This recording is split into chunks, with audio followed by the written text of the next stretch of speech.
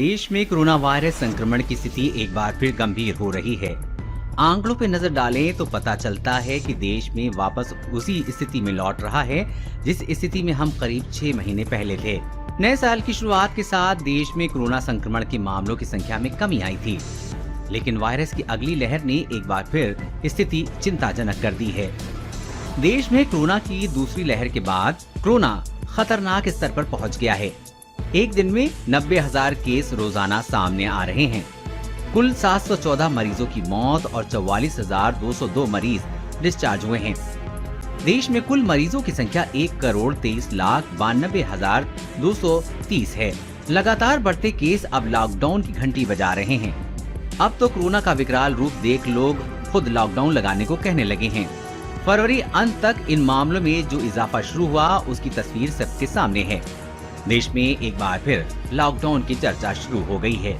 कई राज्यों ने उन इलाकों में लॉकडाउन लागू भी कर दिया है जहां कोरोना के नए मामले तेजी से सामने आ रहे हैं। बीते दिनों अकेले मुंबई में कोरोना के इतने मामले सामने आ रहे हैं जितने जनवरी फरवरी में पूरे देश में आ रहे थे। आखिर क्यों अचानक से बढ़ रहे हैं कोरोना केस? इसकी प्रमुख 3 वजहें चलिए जानते हैं। लापरवाही। कोरोना के मामले में अचानक वृद्धि का सबसे बड़ा कारण लापरवाही है।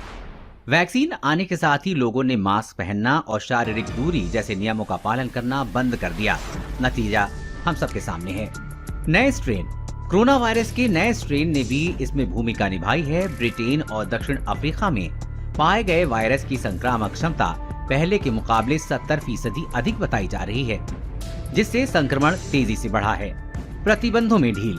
वैक्सीन आने के साथ प्रतिबंधों में ढील दी गई। माना जा रहा था कि लोग वैक्सीन लगवाने तक नियम मानेंगे और स्थिति सामान्य रहेगी, लेकिन स्थिति इससे उलट ही रही। छूट मिली तो नियम भी ताक पर पहुंच गए।